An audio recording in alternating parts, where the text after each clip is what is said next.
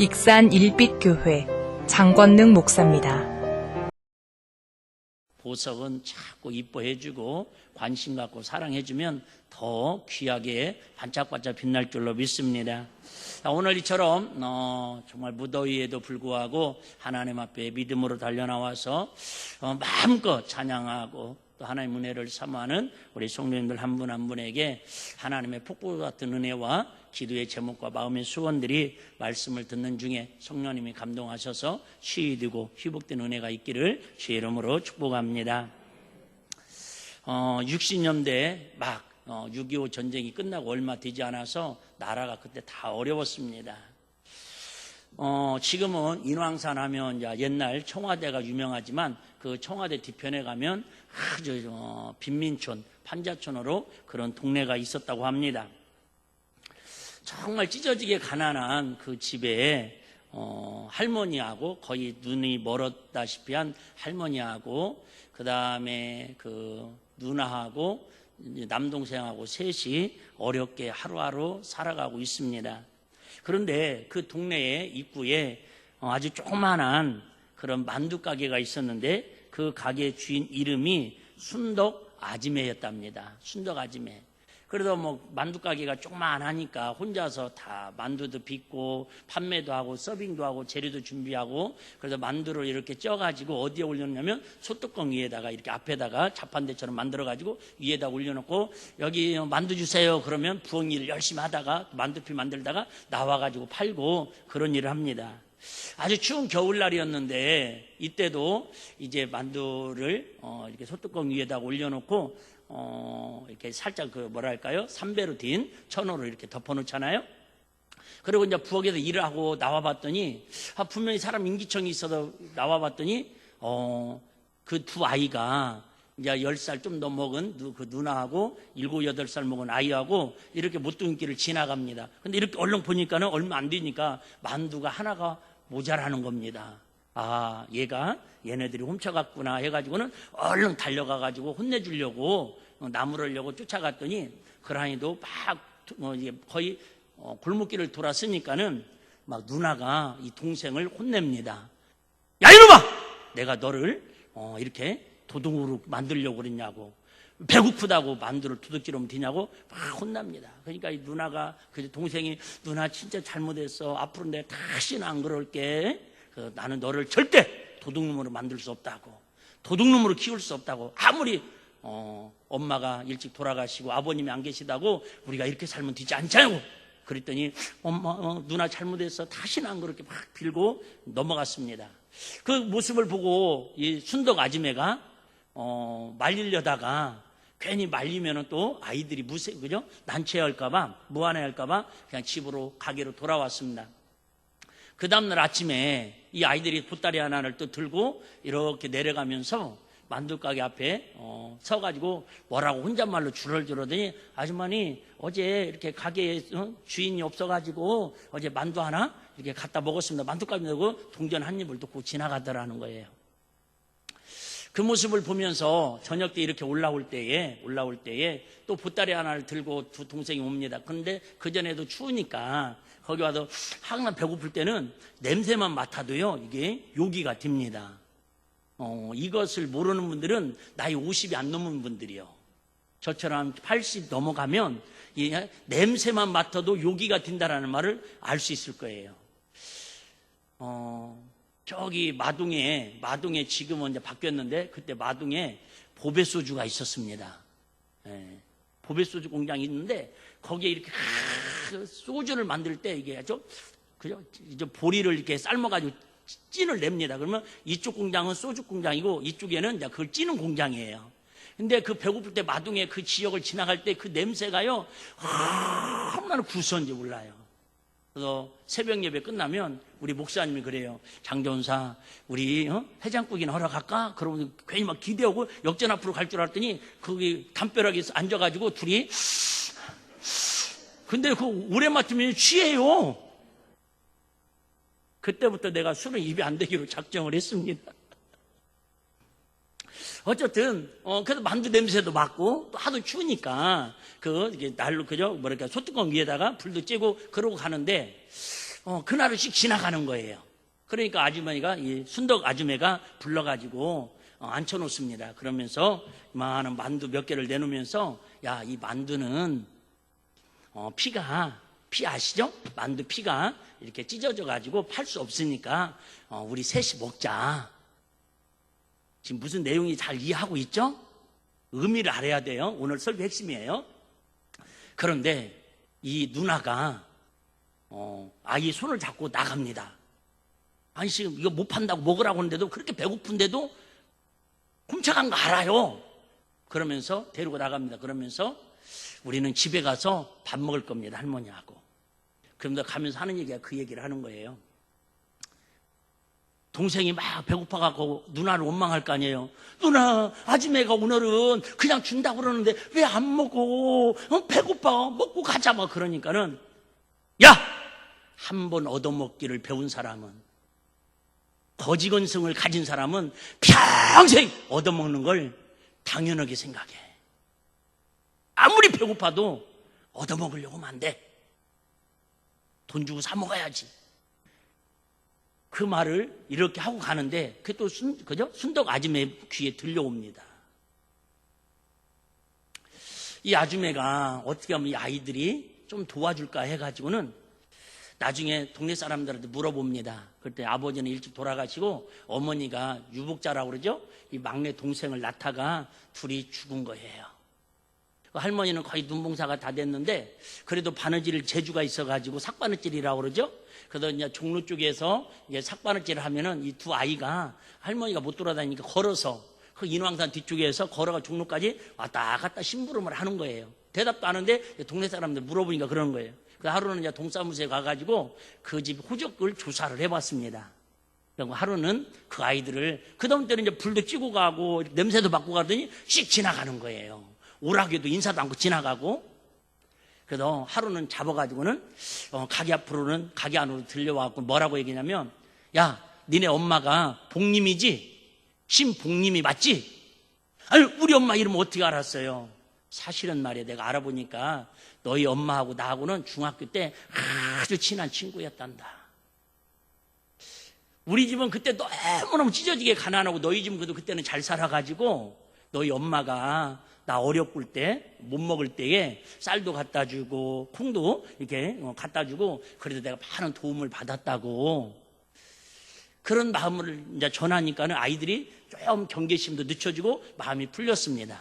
그래서 이제 만두도 찢어진 거 같이 먹고 또 일부러 상한 게 없으면 좀 상하게 만들어가지고 남겨가지고 할머니도 갖다 드리라고 그렇게 해서 아이들이 어쨌든 자주 배고플 때마다 거기에서 뭐랄까요? 이게 허기진 배를 채웠다고 그럽니다. 그리고 이제 이렇게 몇 년이 지나고 한 30년이 지났는데 어느 날 이제 이 할머니가 됐죠. 완전 순덕 아줌매는 할머니가 돼가지고 그날도 가게에서 만두피를 만들고 있는데요. 어떤 중후한 아주 멋있는 신사분이 좋은 차를 타고 내리더라는 거예요. 그래서 아이고 아주머니 안녕하세요 그랬더니 도대체 누구냐고 그랬더니 예 저희 어머님 네? 신복님 어머니 그죠? 당신 친구 그때 아들이라고 딱 보는 순간에 기억날 거 아니에요. 근데 이분이 누구냐면 여러분 책으로도 나온 이야기예요. 이분이 누구냐면 치낙원 원장님이라고 강남 제1병원의 원장님으로 이렇게 성공을 했다라는 거예요. 우리는 오래전 이야기를 들으면서 서로 긍휼히 여기고 긍휼을 베푸는 삶이 진정 이웃을 구원하는 아름다운 삶이라는 것을 확인하게 됩니다. 나의 작은 긍휼을 베푸는 삶이 이 세상에 힘없는 이웃에게는 살아가야 할 이유를 발견한다는 것이에요. 그냥 어렵다고 동냥하지 취급하듯이 그냥 주는 게 아니라 적선하듯이 주는 게 아니라 그의 자존심이 상하지 않도록 말 그대로 그 마음을 가지고 전하는 돌봐주는 마음이 어떤 마음이라고요? 긍휼을 베푸는 마음이다. 우리는 긍휼을 하면 긍휼이라는 단어를 생각하면 불쌍히 여겨 돌봐준다 이런 마음으로 좀 해석을 합니다. 맞습니다. 그런데 또 어떤 성경이 어떤 해석에서는 가엾게 여겨 돌봐준다 이런 의미를 있지만은 성경적인 의미를 좀 더 우리 직설적으로 해석하자면 다정히 사랑하여 치근히 여기는 마음이 긍휼이라는 거예요. 그러니까 단순히 불쌍해서 어려워서 돌봐주는 게 아니라 부모의 마음으로, 하나님의 마음으로, 나도 없지만 좀 더 가진 자로서 더 힘들고 어려운 사람에게 그냥 불쌍해서 적선하는 게 아니라 그를 사랑으로 지근히 여겨서 섬기고 위로해줘서 하나님의 사랑을 베푸는 게 긍휼이라는 거예요. 마태복음 5장 7절에도 긍휼히 여기는 자는 하나님의 긍휼함을 받을 것이요. 오늘은 결국 누구 얘기하는 거예요? 하나님이 저와 여러분을 지옥에서, 마귀의 자녀에서 예수 그리스도의 보혈의 피를 통해서 하나님의 자녀로 구원하셨는데, 이 단어가 결국 하나님이 우리를 향해서 뭘 베푸신 거라는 거예요? 긍휼을 베푸셨다라는 거예요. 그럼 우리는 이제 긍휼을 받은 사람답게 누군가에게, 이 땅에 사는 사람들에게, 어려운 이웃들에게, 가장 어려운 이웃들은 예수를 모르고 지옥 가는 영혼들이잖아요. 할렐루야. 먹을 것이 없어도 굶주린 사람도 불쌍한 사람이지만 최고 불쌍한 사람은 예수를 모르고 영혼이 없이 죽어가는 사람들. 그들에게 하나님의 사랑을 가지고 나에게 주신 시간과 재능과 달란트와 물질을 가지고 그 어려운 사람들을 긍휼히 여겨서 그들을, 그러니까 우리는 접근이 잘못됐어요. 우리는 저부터 회개를 하는 마음으로 전하는데, 교회가 전도하기 위해서 긍휼을 베풀으라고 가르친 부분이 많이 있습니다. 그래서 때로는 막 전도하기 위해서 옆집에 떡도 갖다 주고 막 밥도 사주고 7번 만나가지고 요즘 뭐 그 쫄면도 사주고 막 냉커피도 사주고 그렇게도 관계를 맺어가지고 교회에 데려와서 전도를 하자. 사실은 이렇게 전도법을 많이 우리는 교회에서 알려주고 있습니다. 그런데 우리는 결론부터 말씀드리면 전도하기 위해서 긍휼을 베푸는 게 아니라 반대가 됐어요. 반대가. 순서가 바뀌었다라는, 긍휼을 베푸는 삶을 통해서 그들이 하나님의 사랑을 깨닫고 어둠 가운데 있는 그 불쌍한 사람들이 빛 가운데 있는 주님 앞에 돌아오도록 하는 것이 하나님이 기뻐하시는 긍휼의 전도다. 그 얘기. 할렐루야. 같은 결과인 것 같지만은 과정이 어떻게 순서가 바뀌느냐에 따라서 상당히 의미가 달라집니다. 어쨌든 오늘 말씀은 그래서 이런 말씀이 있더라고요. 나이 60이 되면 자꾸 숫자에 관심이 많아진대요. 나이 60이 되면 숫자에 관심이 많아진대요. 아직도 숫자에 별 관심이 없는 사람들은 아직 젊은 청춘인 거예요. 오늘이 며칠이요? 오늘이 몇 월 달이요? 지금 몇 시냐? 당신 나이 몇 살이야? 이렇게 자꾸 월급 얼마 받아? 이번에 수입이 얼마야? 용돈 얼마 줄까? 자꾸 이게 숫자에 예민해지면 나이가 이제 60이 넘어가는 증상이랍니다. 근데 우리 나이 60이 넘으면 나이 숫자를 자랑 삼아 세는 사람이 되지 말고 어려울 때에, 힘들 때에 누군가에게 손잡아주고 식사라도 음식이라도 같이 나눌 수 있는 그런 이웃, 손을 펴서 같이 마음을 나눌 수 있는 내 주변의 친구가 얼마나 있는가를 자랑해야 할 때라고 어떤 선인은 말하고 있습니다. 자, 오늘 본문은 더 이상 설명 안 드려도 아실 거예요. 그런데 딱 한 절 먼저 보시면은 3절에 보면 전에는 우리도 다 그 가운데서 우리 육체의 욕심을 따라 지내며, 자, 여기에 전에는 단어에다가 한번 마음을 좀 관심을 가져야 돼. 전에. 이전에는 고린도전서 5장 17절에 있잖아요. 보라, 이전 것은 지나갔으니 새로운 너희는 피조물이다. 이전 것, 전에는 이전 것. 그러니까 여기 전에라는 뜻은 내가 예수를 믿기 전하고 예수를 믿긴 후하고 AD하고 BC하고 딱 갈라지는 그 전환점이 있다라는 거예요. 아직도 이 전환점이 없는 사람들은 정말 심각하게 받아들이고 기도해야 하는 줄로 믿습니다. 자, 무슨 얘기냐면 전에는 사도 바울도 제자들도 전에는 뭐 하기는 예수님 만나기 전에는 성령을 체험하기 전에는 하나님 은혜로 변화되기 전에는, 자, 전에는 우리도 똑같이 어디에 욕심을 두고 살아요? 육체의 욕심을 따라 살았다라는 거. 이게 인간의 본능이고 인간의 현주소입니다. 우리는 당연히 육체의 욕심을 따라 살아가요. 얘기하잖아요. 여러분, 조금만 추우면 춥다고 엄살, 조금만 더워봐야 또 덥다고 엄살. 그나마 그건 괜찮은데 교회 안에도 어떤 분들은, 그죠? 우리 교인들은 그런 사람들이 없어서 그나마 감사한데, 해도 괜찮아요. 그런 얘기는. 막 이렇게 뭐 갱년기가 오면 금방 더웠다가 금방 추워졌다가 막 그런다면서요. 그리고 앞에서는 목사님 추워요, 좀 온풍기 좀 틀어요. 그러면 또 뒤에서는 목사님 더워요, 에어컨 좀 틀어요. 어느 장단에 춤을 추냐고. 한 공간에서 지금 그러죠, 여러분. 여러분은 그래도 그나마 시원해요. 왜요? 반팔이라도 입었고 반바지라도 입었는데, 저는 이거 단추만 풀러도 또 은혜스럽지 않다고 그래가지고 또 단추를 잠그고 있죠. 선풍기라도 틀어야 하는데 이번 주 전기요금 딱 받아보니까 요금의 문제가 아니라 누적률 때문에 20kg가, 이게 우리말로 이해해요? 만땅인데 딱 20kg 걸린 거야. 그러니까 저 선풍기, 저 에어컨 세워놓고도, 비싼 거 세워놓고도 키지도 못하는 거예요. 왜? 저거 내가 2개 키면 나는 시원해서 좋은데 누진류가 막 나온다니까. 그 3년 동안 이게 또 누진류가 적용이 돼. 이런 애타는 마음을 알아요?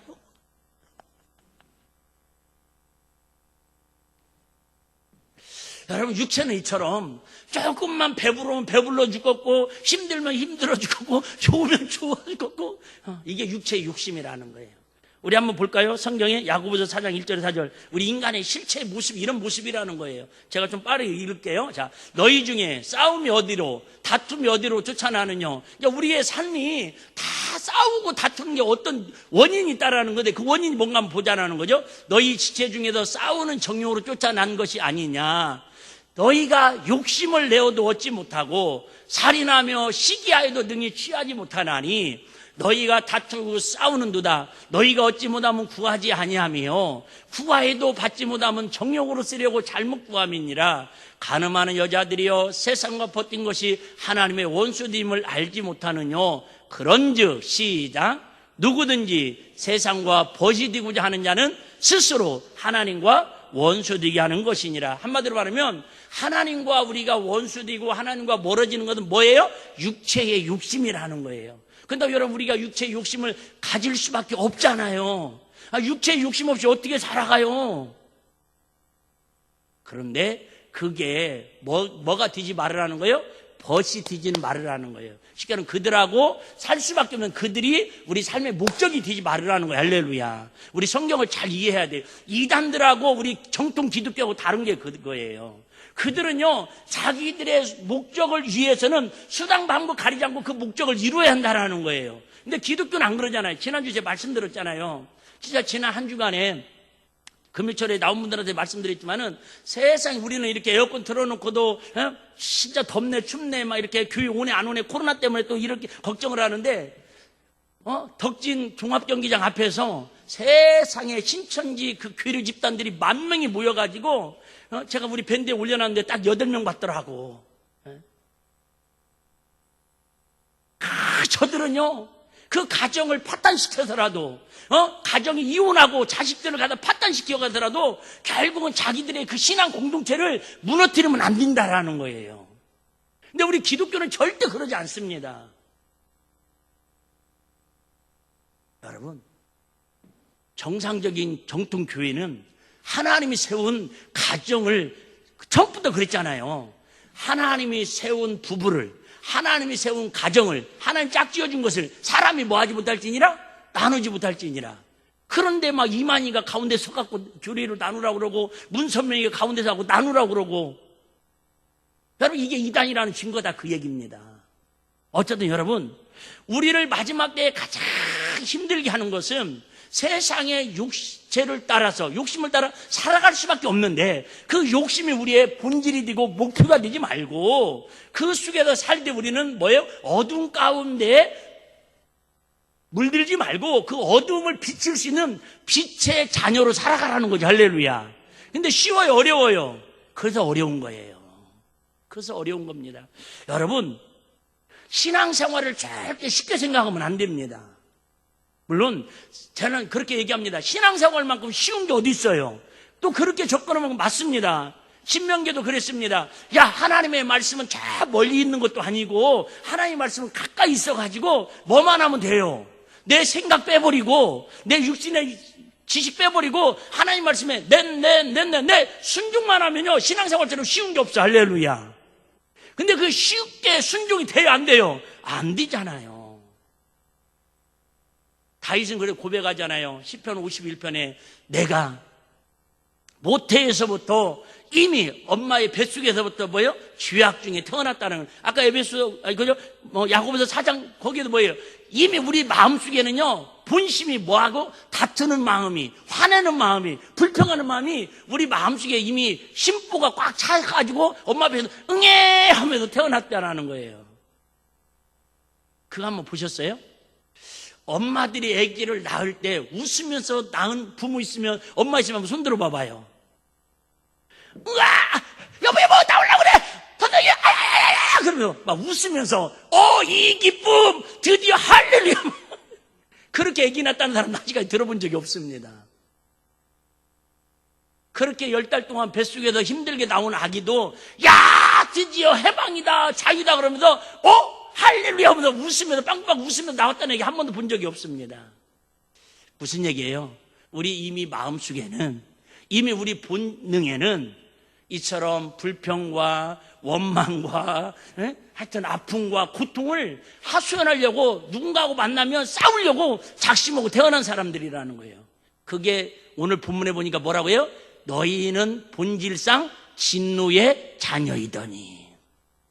근데 전에는 우리가 이처럼 육신의 욕심을 또 살고 진노의 자녀들이었지만 이제는 누구예요? 이방인이든 헬라인이든 가난한 사람이든 부자든 돈 있는 사람이든 없는 사람이든 다 예수 안에 구원받고 하나님의 자녀가 되면 이제는 우리도 이제 누구처럼 하나님의 자녀처럼 뭐를 하며 살으라는 거예요? 사랑하면서 긍휼을 베풀면서 믿음으로 선한 영향력을 끼치면서 살아가라는 거예요. 할렐루야. 오늘도 그런 말씀 있잖아요. 10절에 우리는 그의 만드신 바라 그리스도 예수 안에서 무슨 일을 위하여 우리를 지으심을 받았다고요? 선한 일을 위하여 지음을 받은 자라는 거예요. 그런데 마귀는요 절대 선한 것을 가만두질 않습니다. 선한 것을. 하나님은 저와 여러분을 구원하시고 만드신 목적이 뭐하기 위해서? 선한 일을 하라고. 근데 마귀는 어떻게든 무슨 일을 하게 하려고 그래요? 선한 것을 파괴시키고 무너뜨리는 게 마귀의 역사입니다. 제가 오늘도 좀 흥분돼 있잖아요. 좀 흥분돼 있는 걸 여러분 느끼셔야 합니다. 우리 목사님 오늘 좀 흥분돼 있는가 차분한 걸 느끼는데 상당히 흥분돼 있습니다. 어제가 초복이었는데요. 초복 관계없는 건 오래됐고 어제가 다시 3년 만에 코로나 핑계대고 하지 않았던 서울 퀴어 문화축제라고 서울 광장에서 13,000명이 모여가지고 아주 자기들은 문화축제입니다. 3년 만에 했다고 막 방송마다요 메인 방송마다 다 나오더라고요. 하여튼 모든 종편까지 하여튼 안 나온 방송이 없어. 이 더위에 11시부터 행사를 해가지고 저녁 7시까지 하는데 13,000명이 모였답니다. 전국 각지에서. 그것도 여러분 나는 이런 막 숫자가 나오면 열불 터지지 않아요? 오늘은 좀 덥다고 오늘은 고추밭 가서 고추 따야 한다고 감자 캐야 한다고 막 주일날도 막 우리는 일해야 한다고 교회 가까운데도 1시간도 30분도 멀다고 갈까요 말까요 갈등하다가 이렇게 여러분들 용기 내서 승리하셔서 오셨지만 세상에 제주도부터 사방 방방 곳곳에서요 13,000이 모여가지고 더 이상 설명 안 드려도 아시죠? 제가 그래서 밴드에다가 또 4시간 14분짜리 영상을 하나 올려놨는데 그냥 틈틈이 보셔요. 저 새벽 예배 끝나고 봤는데 그래서 원래는 6일 동안 그 행사를 하려고 서울시에다가 신청을 했는데 하도 이 부장이 청소년들한테 유해하다고 그래가지고 어쨌든 조건을 걸어가지고 그나마 하루만 허락을 했습니다. 그나마. 그런데 우리 기독교 단체를 중심으로 보수단체를 학부형들 중심으로 해가지고 길 건너 반대편에 이건 아니다. 이건 그죠? 퀴어 축제는 이건 문화축제가 아니다. 그래서 반대 집회를 했는데 몇 명이 모였냐면 10만 명이 모였습니다. 여러분, 저는 솔직히 어제 몸은 익산에 있었지만 마음은 저는 거기가 있었습니다. 11시부터 예? 근데 어제는 서울로 비가 왔더라고요. 그 비가 오는데도 한 명도 흐트러지지 않고 대놓고 얘기하는 거예요. 목사님들도 나오고 거기에 불교 대표자도 나오고 신기하죠? 이쪽에서도 불교 대표자도 나와가지고 저건 반인류적인 일이라고 하면 안 된다고 그렇게 강조하고, 또 이쪽에서 또 귀화 축제 하는 데에서는 또 중들이 나와가지고 그 사람들을 또 기념품을 팔아주고, 또 수녀들도 와가지고 또 거기에 동조하고 또 그러고 있더라고요. 야, 진짜 그거 보니까 미안해. 강단에 이런 말 하는데 개판이 따로 없다면 아니, 가슴이 찢어지게 아팠어요, 저는. 그런데 그 목사님 그런 얘기 하시더만요, 정확하게. 우리는 저들의 성수수자들을 혐오하거나 정죄하는 사람들이 아니다. 단 성경에도 있잖아요. 창세기 13장부터 나와요. 남색하는 자들, 여색하는 자들. 그런데 그것을 갖다가 문화로 여겨가지고 자꾸 당연시 여긴다라는 거예요. 그래갖고 그걸 가지고 전국적으로 합법화를 시켜달라는 거예요. 이건 아니지 않냐 그 말이죠. 저들도 우리가 긍휼히 여기고 전도 대상자라니까. 할렐루야. 사랑의 대상이지 우리는 혐오의 대상이라고 착각하면 안 돼요. 목사님들이, 기독교인들이 왜 동성애자들을 저렇게 막 결사 반대하고 저렇게 욕하는 게 아니라니까요. 정죄하는 게 아니라니까요. 여러분, 예를 들면 장애인들이라든지 우리 그저 힘든 사람들, 그 소수자들, 차별 없이 우리도 다 그들 섬기고 사랑 남자 교회에서 제일 앞장서고 제일 많은 일을 하지 않습니까? 그들이 병원 가는데 무슨 제약을 받습니까? 교회 오는데 무슨 제약을 받습니까? 그러지만 문화가 아니잖아요, 그건.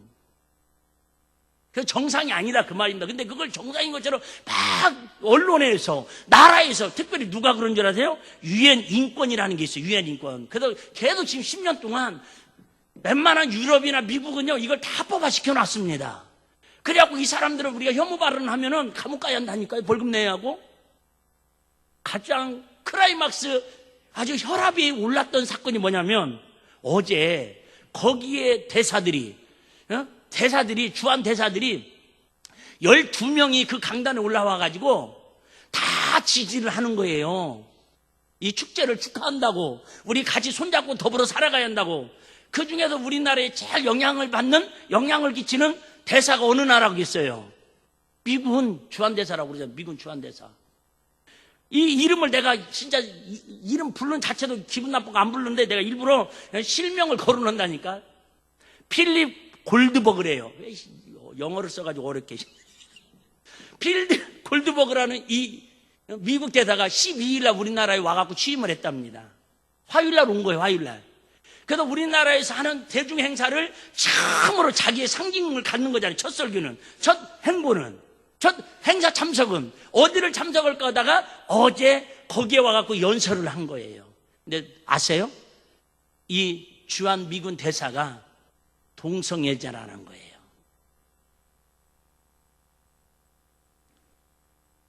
여러분, 세상이 지금 이렇게 미쳐가고 있습니다. 뉴질랜드 대사, 우리가 볼 때는 뉴질랜드 어떻게 보면 이렇게 선진국이고 한 번 정도는 이렇게 여행 삼아서도 가고 싶은 그런 선진국 아닙니까? 뉴질랜드 대사는, 이 사람 왜 필립이 많이 들어가대? 필립 터런하고 하는 대사인데 남자인데요, 동성애자예요, 이 사람도. 그런데 같이 동성애자, 같이 배우자도 같이 와가지고 거기에서 또 연설을 합니다. 여러분, 이제는 전 세계에 11개의 대사, 12개의 대사들이 온 사람들이 거의 대부분은 다 동성애자라는 거예요. 그럼 우리나라의 대사로 와서 그들의 문화와 정치와 모든 것들을 그저 교역을 하는 대사들이 이미 당연하게 동성애자들로 합법적으로 그렇게 서울광장에서 자연스럽게 대중에다가 까버리고 있는 이 시대에, 그래서 이건 극히 이제 제 개인적인 믿으면 안 된 주관적인 생각이에요. 그래서 제일 이처럼 하나님 말씀을 배신하고 하나님 말씀에 떠나는 이런 악을, 우리는 말하는 옛날에 바알신을 섬기듯이 이렇게 하나님 앞에 정말 대적하는 사람들이 대부분 어디에서 많이 시작되고 있어요? 유럽에서. 가장 기독교가 창궐했던, 지금도 전 세계에 가장 기독 유물이 가장 많이 있는 유럽에서 이런 것들이 제일 선진국이라는 문화 속에서 앞장서고 있어요. 아까 우리 부목사님도 잠깐 기도했지만은 저도 어제 뉴스 잠깐 보면서 지금 유럽은요 70년 이후에 70년 만에 최악의 지금 폭염과 산불로 인해서 말로 이루 표현할 수 없는 고통을 당하고 있답니다. 꼭 그런 건 아니겠지만 저는 목사로서 분명히 얘기해요. 뭐 이거 유튜브 듣고도 뭐 12월에 올라면 오라고 제가 얘기해요. 저는 목사로서 성경적으로 봤을 때에 이 땅에 이런 모든 가뭄이라든지 자연 재앙이라든지 기근이라든지 이 모든 것들은요 어쨌든 하나님의 주권에 있는데 하나님의 마음을 가슴 찢게 아픈 일을 하면 그 땅에 분명히 하나님이 재앙을 내리시고 하나님 징계하셨던 건 성경 역사라는 건 분명한 사실입니다. 할렐루야. 그나마 이 나라의 민족을 하나님 그래 붙드는 건 13,000명이 저렇게 대사들 12명이 나타나고 저렇게 언론 플레이를 함에도 불구하고 그래도 이 삼복더위에 에어컨도 없어요. 물도 제대로 없을 거예요. 막 광고하는 목사님이 그러더라고. 진행하는 목사님이 그 시청 앞에 3번 4번 출구에는 사람들이 전국 관광객들 너무 많이 와가지고 사고 압사당하기 직전이니까 제발 차로 좀 더 열어달라고. 사람들이 신고하면은 예를 들면 5만 명이 모이기로 했으면 5만 명이 넘으면 또 차로 하나를 경찰에 허락을 해주기로 했는데 안 해주는 거예요. 그거 열어달라고 막.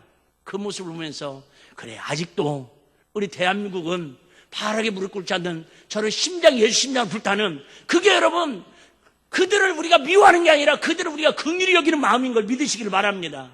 그러니까 하나님의 사랑을 가지고 불쌍히 여기고 긍휼히 여기는 마음이에요. 절대 우리 기독교는 교회나 목사님들은 저들을 혐오하거나 정죄하는 단체가 아닙니다.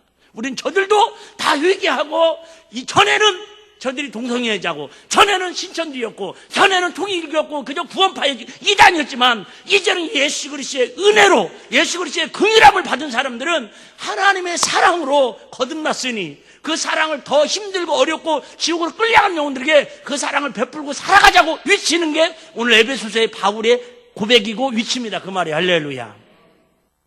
여러분들이 내용은 뭐 다 아는 내용이니까 제가 하고 싶은 얘기 너무 많은데요. 몇 가지 빨리 정리 한번 해보겠습니다. 여러분 우리에게는요 3대 영적인 원수가 있습니다. 이 원수 정도는 알아야지 누구하고 싸우냐. 첫 번째는 여러분 세상입니다. 세상 여러분 이 세상 임금이 세상이라니까. 이게 세상의 모든 걸 다 동원해가지고 마귀는 우리를 어떻게든지 믿음 생활 못하도록 가정을 무너뜨리려고 교회를 여러분 힘 못 쓰게 만들려고 역사하는 게 세상의 역사입니다. 마귀의 역사입니다. 두 번째는 사단 마귀의 영적 괴계입니다. 눈에 보이지 않는 교묘한 뒤 조정에서 여러분 그들은 다 쉽게 말하면 누구의 영을 받은 거예요? 사단의 영을 받고요. 불신의 영을 받은 사람들이에요. 쉽게 말하면 동성애의 영을 받은 사람들이 동성애에 드는 거예요. 세 번째는 여러분 우리의 육체입니다. 우리 육체가 하나님과 원수가 된다고 그랬어요. 자, 이런 내용들은 이제 다른 내용이니까 좀 넘어가고 하나만 또 예화를 오늘 예화 중심으로 해서 말씀을 정리하려고 합니다. 이종선 씨라고 하는 분이 쓴 책에 멀리 가라면 함께 가라. 저도 이렇게 예화만 하지 이렇게 살지 못하는 것에 많은 부담을 갖고 그래도 말씀이니까 전하는 것뿐입니다. 전직 서양 유령사였던 홍성석 씨는 폐에 물이 차는 것을 막아야 하고 심장 강화제를 먹어야 한다고 합니다. 아내는 몇 년 전에 세상을 떠났습니다. 오른쪽이 마비되어 직장도 잃은 그는 새벽에 폐지를 주어 모읍니다. 그렇게 한 달에 10만 원 정도를 벌 수가 있다고 합니다. 그에게는 원기라고 하는 7살짜리 아들이 있습니다. 등촌동 임대아파트에 사는 홍성석 씨는 아들의 교육비와 생계비를 쓰고 4개월 동안 모은 40만 원 모아가지고 31만 원 쓰고 9만 원을 가지고 장을 봅니다. 시장을 가서 물건을 삽니다. 그는 팔 것이 아니니 싸게 달라고 떼를 써서 돈가스 재료를 아주 뺏어오다시피 해가지고 9만 원에 100개를 사왔답니다. 절름거리는 다리와 말을 듣지 않는 손으로 100명분 돈가스를 만들어 아파트 단지에 방송해서 임대 아파트니까 가능한 거죠. 요즘은 저도 욕먹지만 위험하지만 방송해서 집에 혼자 있는 아이들을 다 나오라고 해서 돈가스 100개를 아이들 집에 있는 아이들 임대 아파트에 부모들 할머니들과 같이 사는 어려운 아이들 맛있게 요리사니까 대접을 합니다. 그리고 다시 열심히 절름거리며 한 손으로 폐지를 주어 이번에는 교회학교 아이들을 불러 토요일 날에 스파게티를 만들어 또 아이들을 대접을 합니다. 그럼에도 그는 여전히 자신이 세상에 무엇을 줄 수 있을지를 고민합니다. 자신은 여전히 사랑의 빚진 자라며 보는 사람마다 고맙다고 감사하다고 인사합니다. 그는 전도하기 위해서 사랑하는 것이 아닙니다. 사랑함으로 전도하는 것이라고 그는 고백을 합니다. 저는 이렇게 책 내용들을 이렇게 읽으면서 들으면서 진짜 있는 사람들은 손펴기가 그렇게 힘든데, 나누기가 그렇게 힘든데, 어려운 사람들은 더 힘들고 어려운 사람들을 위해서 나누고 베푸는 그 마음은 물론 마음이 착하고 선해서도 그러겠지만 하나님이 그 마음에 긍휼한 마음을 주셔서 가능한 줄로 믿습니다. 하나님, 우리 사랑하는 일빛교회 성도님들이 이 무더위에 하나님 은혜를, 하나님의 긍휼함을 다 받았잖아요. 할렐루야. 우리 5절 한번 보실래요? 4절 5절을, 자, 4절 5절 읽고 정리하겠습니다. 4절 5절. 긍휼에 풍성하신 하나님, 우리를 뭐하시고 사랑하신 그 큰 사랑을 인하여 허물로 죽은 우리를 그리스도와 함께 살리셨고 너희가 은혜로 구원을 받은 것이라. 다시 한번 10절 8절 죄송합니다. 8절. 너희가 그 은혜를 인하여 믿음으로 말미암아 구원을 얻었나니 이것이 너에게 난 것이 아니요 시작 하나님의 선물이라. 그래요. 순덕 아침에는 찢어진 만두, 상한 만두를 그 남매에게 주는 것이 그냥 불쌍해서 동정해서 적선해 준 게 아니라 그들의 마음을 하나님의 선물로, 하나님의 선물처럼 만두를 그들을 주었기 때문에 그 마음이 결국은 세상을 따뜻하게 비추는 예화가 되고 간증이 될 수 있었던 거예요. 여러분, 저와 여러분들은 이미 예수님이 아니면 이 세상에 없을 사람도 있고 다른 건 모르지만 분명한 것은 예수 믿기 이전보다는 오늘의 삶이 하나님 앞에 평안하고 웃음꽃이 피고 감사가 넘치고 그런 삶을 살잖아요. 할렐루야. 믿거나 말거나. 제가 목요일날 저 목포 왕산기도원이라고 한 2시간 걸려가지고 가서 3시 예배 참석하고 또 저녁 예배 1시간 설교하고 그랬는데요. 설교 끝나니까 믿거나 말거나의 조심스러운 얘기네. 70 먹은 권사님하고 70 넘은 목사님 두 분이 나와서 저를 한번 안아도 디네요. 나 살다 우리 사모님이 안아주는 거 위에는 다른 여자가 안아준 적이 없는데 왜요? 그랬더니 자기가 70평생을 살면서 오늘처럼 재밌게 설교 듣는 건 삶의 의미를 느낀 건 처음이라는 거예요. 그래서 거기 이제 원장님도 계시고 그분이 그러더라고요. 어차피 교회 앞에서 포옹하는데 오해하는 사람 없겠죠. 마스크 쓰고. 마스크 꼭 썼어요. 여러분, 그건 확실하잖아요. 전에는 이런 기쁨이 없었어요. 전에는 내가 어디 가서 제가 얘기했잖아요. 금요철회 때. 초등학교 때 제가 운변을 해도 누구에게 이런 감흥을 준 적이 없었어요.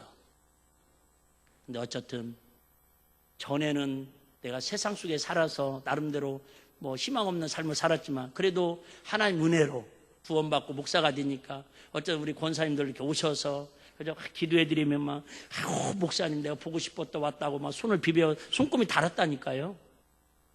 여러분, 이게 우리 행복 아닐까요? 할렐루야. 여러분, 전에는 우리가 어떻게 살았을지라도, 어제까지는 우리가 어떻게 살았을지라도 우리 7월 한 달 하나님의 더 큰 선물로 구원의 감격을 가지고 하나님 주신 시간과 물질과 우리 삶을 통해서 좀 더 당장 실천은 못할지라도 내 도움이 필요할, 내가 누군가에게 하나님의 선물, 긍휼을 베풀 사람이 어린 영혼인지 우리 어머님인지 우리 그죠?